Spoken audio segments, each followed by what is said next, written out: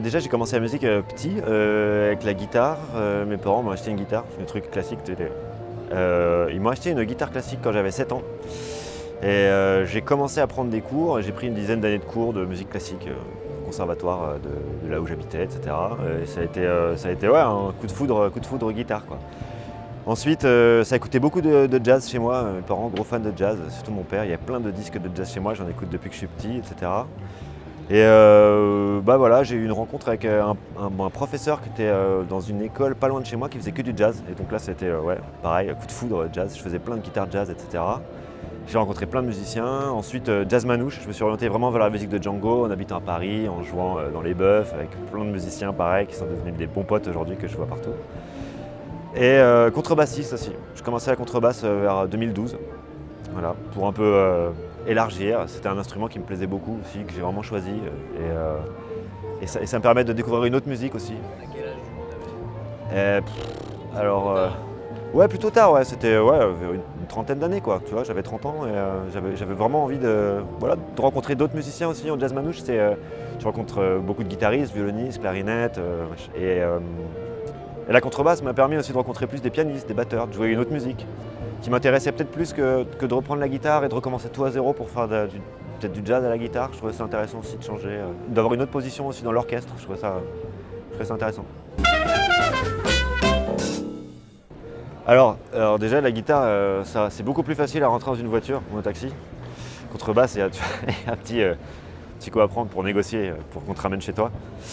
Et non, mais après c'est le même accordage. Hein. De toute façon, il y a aussi un truc. C'est pas aussi éloigné que la trompette, par exemple la guitare, où là c'est vraiment genre tu pars, t'attaques un univers complètement différent. La basse, il y a quand même ce côté déjà instrument à cordes. Et puis c'est le même accordage, quoi. Tu vois ce que je veux dire, c'est genre juste une octave en dessous et tu peux déjà choper les trucs. C'est vrai que quand tu as cette main-là et puis cette main-là, que tu connais déjà tous les systèmes et tous les principes de synchronisation un peu des deux, t'as déjà une partie du boulot qui est faite, quoi. Donc c'est quand même quelque chose. Alors c'était par période, quoi. C'est vrai que chez moi ça écoutait beaucoup de jazz classique entre guillemets, du Miles Davis, du Coltrane, du Monk, choses comme ça. Il y a plein de disques chez moi, Stan Getz. Mon père était un énorme fan de Stan Getz. Donc j'avais beaucoup de disques comme ça, j'en écoutais beaucoup quand j'étais petit, quand les parents faisaient des apéros à la maison et tout, je me rendais pas trop compte, j'aimais pas vraiment ça, mais j'en entendais plein, quoi. Il y avait des gros disques de Miles avec Jackie McLean et tout, qui tournaient derrière. Et les musiciens qui m'ont inspiré, c'est par période, quoi. On va dire, je sais pas, quand j'avais 20 ans, j'écoutais beaucoup j'écoutais Wes Montgomery, j'écoutais beaucoup de Charlie Parker, Coltrane. J'ai une collection de live de Miles Davis énorme, quoi. J'en ai écouté plein, quoi. Jackie McLean, j'adore Jackie McLean aussi pour son rapport un peu au time qu'il a, quoi, au placement rythmique dans le jeu, etc. Bref, ça a été plein de périodes. Django Reinhardt aussi, énorme influence. C'est plein de périodes. Après maintenant, peut-être que j'écoute plus aussi de la composition, des groupes plus modernes, peut-être des trios de piano, des choses comme ça, un peu plus interactives. Et je reviens vers des choses, et enfin voilà, par période. C'est pas le même boulot, mais alors après, leader, c'est particulier comme mot leader, parce que en fait, moi j'aime réunir des gens plus que en fait leader un groupe, le mettre sous mon nom et puis voilà et me dire le Edward Penn Quartet, c'est pas mon truc, parce que moi ce que j'aime bien c'est jouer avec des gens différents, jouer avec des musiciens qui m'inspirent aussi, des gens comme ça. Et c'est vraiment un truc qui me plaît vachement, c'est de réunir des gens et essayer de me dire putain, si je branche un tel avec un tel et puis que je mets un tel à telle place et tout, ça va être un truc génial. Et bon, des fois ça marche, des fois ça marche pas bien, mais en tout cas j'adore en fait cette espèce d'énergie, d'osmose qui se crée avec des musiciens. Et après pour moi, donc du coup le terme leader, ça va plus être essayer de créer un packaging autour de ça pour qu'on puisse tourner ensemble avec ce groupe-là et pour que ce soit un groupe qui puisse être vendu dans des festivals ou des salles, etc. Plus ça que de dire voilà, leader un groupe, c'est mettre un orchestre sous mon nom et composer des chansons, c'est vraiment pas l'idée, quoi. C'est plus réunir des orchestres et puis de me dire tiens, j'adorerais partir en tournée avec ces musiciens-là, j'adore jouer avec eux et j'aimerais bien qu'on ait un groupe ensemble. Donc qui dit monter un groupe, c'est qu'il faut avoir des belles photos, il faut avoir je sais pas, un historique de groupe, il faut pouvoir avoir des vidéos. Moi je me suis orienté vachement je me suis rendu compte que de faire des vidéos, aujourd'hui avec les réseaux sociaux et tout internet, en fait tout le monde est sur Facebook, tout le monde est sur Instagram, et des fois c'est vrai qu'on a aujourd'hui des subventions qui sont calquées sur la sortie de disques physiques, mais aujourd'hui on vend plus de disques, c'est très compliqué, quoi. On vend des disques à la sortie des festivals, on vend des disques, mais ouais, j'ai pas mis les pieds chez un disquaire depuis super longtemps, quoi. C'est peut-être pas bien d'ailleurs, mais en tout cas c'est vrai qu'avec internet maintenant on a une ouverture qui est colossal et de faire des vidéos, ça donne une exposition tout de suite à des groupes. C'est quelque chose qui est, c'est un média qui est très très important aujourd'hui avec YouTube et tout ça. Voilà. Alors les Paris Jazz Sessions, c'est plusieurs choses quoi. Parce que c'est Paris Jazz Sessions, moi je faisais déjà des vidéos avant les Paris Jazz Sessions. Les Paris Jazz Sessions, c'est quelque chose qui s'est créé avec un bon ami à moi, un collègue collaborateur qui s'appelle Monsieur Nunzio Azzara, c'est un italien, qui habite à Paris, que j'ai rencontré en 2017, je pense, quand je faisais un concert à la Bellevilloise, il me semble. On jouait, il est venu me voir tout de suite, il a dit mais attendez, c'est super, ça c'est vraiment très très cool. Moi j'ai un lieu à Paris, j'aimerais faire de la musique et on a commencé à jouer en 2017 tous les lundis là-bas. Et c'est très vite devenu un laboratoire de musique, quoi. C'était un quartier en fait où il n'y avait pas beaucoup de musique live et ça a tout de suite plu au public qui venait là-bas, quoi, qui n'avait pas vraiment l'habitude de voir du jazz dans des bars, des choses comme ça, et qui s'est dit mais attends c'est vachement cool. Et avec ça on a commencé un peu à officialiser le nom Paris Jazz Sessions, c'est devenu des concerts un peu exportés partout. Et Paris Jazz Sessions, ça a aussi fait un peu... on s'est beaucoup servi des Paris Jazz Sessions pendant la période Covid-19. C'est-à-dire qu'on n'avait rien à faire. En tant que musicien, on était chez nous, à rien faire du tout. Et on a commencé à organiser des sessions de tournage de concerts, de tournage de clips.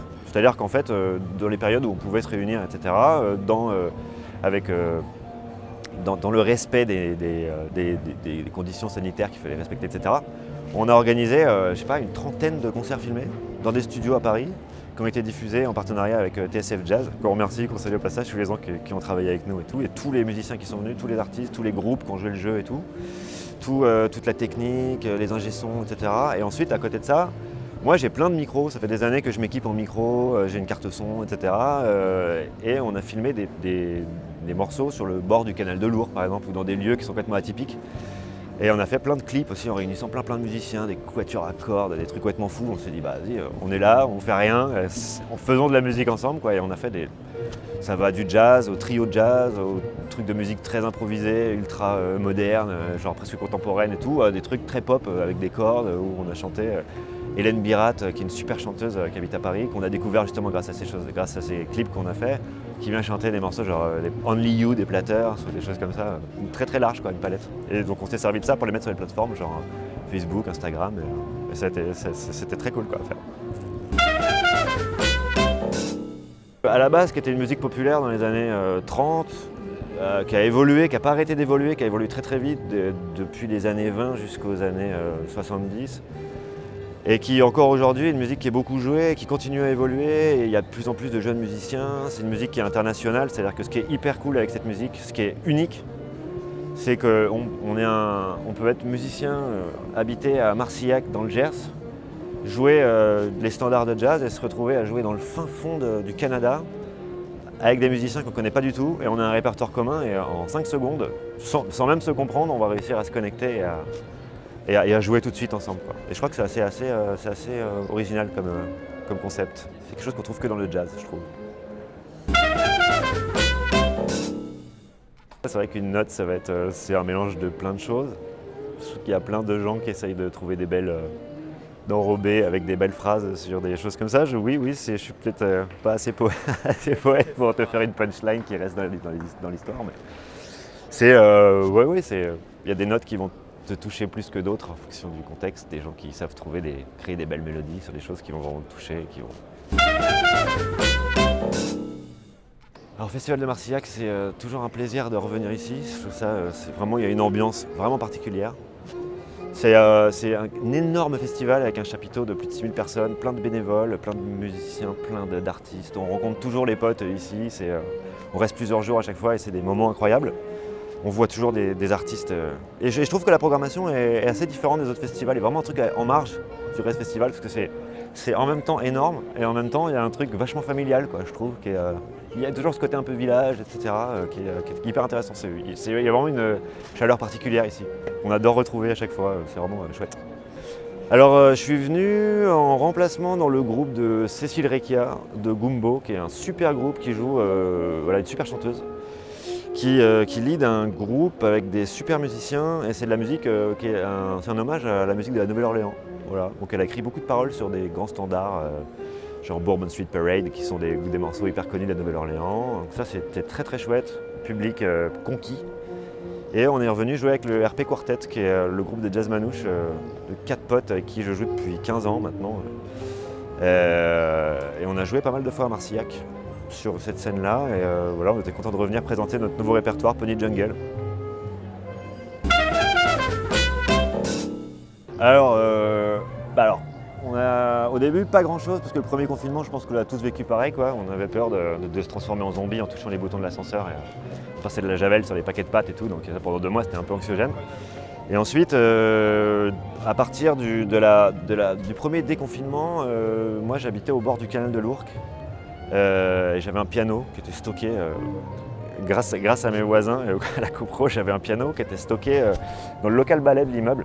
J'ai acheté une planche à roulettes et je passais mes journées à envoyer des textos à des potes en disant bon les gars, moi je tiens plus en place, là je suis chez moi, j'en peux plus. Je sors le piano, j'appelle un pote batteur, on ramène une batterie et tout, et on a fait des teufs, des fêtes sur le bord du canal avec, je touche le micro, avec, je sais pas, des fois ça a brillé, il y avait une trentaine de musiciens qui venaient dans une période où personne jouait, tous les concerts étaient arrêtés, on s'est retrouvés à faire des concerts géniaux quoi, devant des bars et tout, avec des gens qui étaient hyper contents de réécouter de la musique, hyper contents de jouer, c'était génial quoi. On a fait ça pendant 2 mois, on a fait plein de clips, on a fait, voilà, on a organisé plein de choses quoi. Et ensuite on a fait, j'en parlais tout à l'heure, je sais pas, on a organisé des concerts qui étaient filmés live dans des studios, donc avec un son géniaux. On a eu la chance de bosser avec les meilleurs ingé son du coin, les meilleurs vidéastes, etc. qui venaient avec 8 caméras, qui montaient avec les Blackmagic et tout ça là en direct et tout. Donc ça c'était hyper cool. Et on a fait ça quoi. Donc moi je passais pas mal de temps à organiser ces sessions-là grâce aux musiciens qui étaient chauds pour venir, etc. Avec les subventions qu'on a eues, les aides Covid, les machins et tout, on a pu en fait mixer ça et en fait on se réunissait et dans une journée on filmait 8 lives, 8 concerts filmés comme ça. Donc c'était des journées où tu finis, t'es comme ça. Mais dans une période comme ça, tu es très content de rentrer chez toi, d'être rincé, de t'ouvrir une bière à 23h, te coucher et dormir pendant 48 heures. C'était ça quoi. Il y a un côté vachement sympa de faire des concerts quand même et d'être filmé. Et c'est aussi un exercice de style, c'est-à-dire qu'on n'est pas forcément filmé quand on joue là. Et d'être filmé, c'est un truc un peu stressant aussi. C'est une autre forme de stress que de jouer devant un public de 100 personnes, comme ici ou quoi. C'est vraiment pas la même chose quoi. C'est que t'as un truc un peu, bon, ça va figer quelque chose, donc si t'es pas en forme ce jour-là, bon, c'est un peu tant pis pour toi quoi. Mais c'était quand même cool. Et après de jouer avec du public, c'est vrai que le public te renvoie quelque chose quoi. Quoi qu'il arrive, ça tu peux rien faire. C'est vrai qu'une caméra, tu fais ce que tu veux, ça te renvoie pas d'énergie quoi. D'avoir des gens en face qui t'applaudissent et puis qui sont contents d'être là et qui te regardent comme ça, ils ont vraiment, il y a un partage de toute façon que t'as pas avec une caméra quoi. Mais, bon.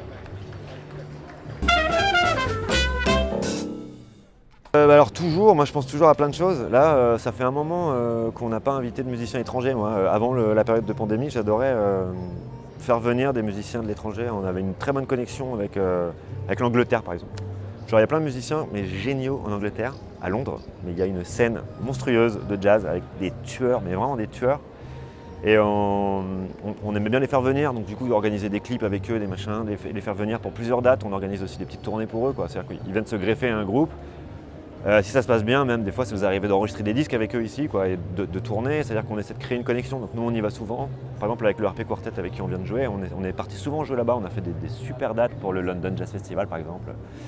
On est très connecté avec un groupe qui s'appelle les Kansas Smithies, qui est un super groupe. Si vous ne connaissez pas les Kansas Smithies, il faut aller écouter les Kansas Smithies sur YouTube. Et ouais, des musiciens peut-être même américains. Là. Il y a une chanteuse américaine, Meg Farrell, qui va venir normalement en septembre, si tout va bien. On va faire des concerts en Italie avec elle. Et projet à venir, enregistrer un disque avec le collectif Paris Swing, peut-être les Paris Jazz Sessions, agrandir encore le concept et puis peut-être essayer de trouver des résidences et de faire des créations, je sais pas, je sais rien, ça peut être tout et n'importe quoi. Plein d'idées, et puis des fois il y a des idées qui concrétisent et puis d'autres qui sont un petit peu sur le côté, et puis qu'on récupère un peu plus tard, et puis qui ont un petit peu évolué, des choses comme ça. Voilà. Déjà, moi, je trouve ça génial d'être là, d'être à Marcillac. Je trouve ça, après tout ce qui s'est passé là, d'avoir des gens qui mettent une énergie comme ça pour qu'on puisse tous se réunir, qu'on puisse tous jouer, que les gens puissent avoir de la musique, malgré toutes les contraintes qu'on a. Je sais que pour eux, je pense que ça va être très très très compliqué d'arriver à vraiment à tout mettre en place pour que ça se passe. Et puis c'est tous les jours des choses qui changent et c'est très compliqué à suivre, etc. Et qu'on est quand même là.